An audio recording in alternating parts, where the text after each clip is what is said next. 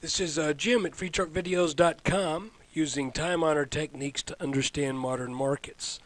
This video is for educational purposes only, not intended to be used as any form of investment advice. I can draw lines on charts, but you have to draw your own conclusions from your own due diligence and make investment decisions that are suitable for your financial situation. I'm not a licensed professional, just a guy that draws lines on charts. So let's look at the S&P on January 13th, 2011. If you have been looking at the other videos I've done, then you would know that kind of what's going on in the overall picture, and I'll spare viewers that for today's update because I don't have a lot of time. I really thought we might make that 1290 plus mark today, but it was not to be.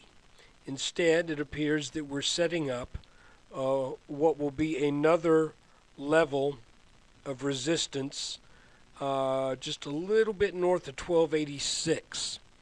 So you know what I'm looking for is for this orange line to hold.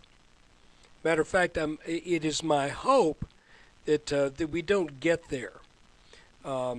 You see, we bounced today at a trend line that can be drawn across this bottom and this bottom. And, you know, that doesn't mean that's a particularly strong line. The longer a line has been working, the more strength and more dependable it is. So we bounced here. And it looks like, again, late day, there was some buying coming into the picture.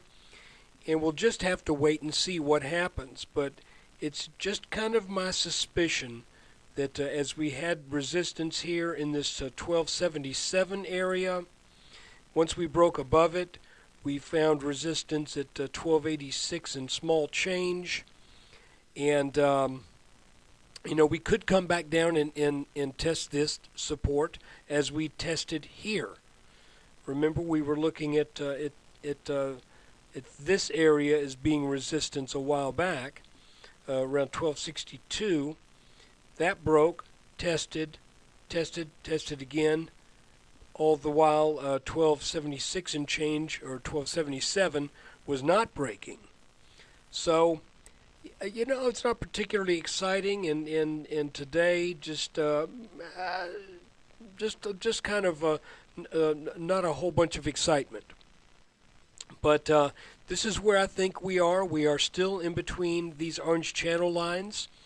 Nothing really major happens as long as we stay in between those lines.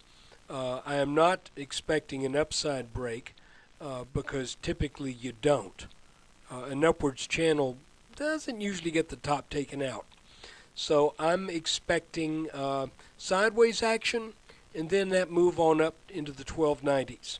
Of course, we've got to watch this for support. And again, I remind you, technical analysis is not always of the crystal ball variety, though I can tell you from this pattern right here, we should get over 1290. This pattern says we should.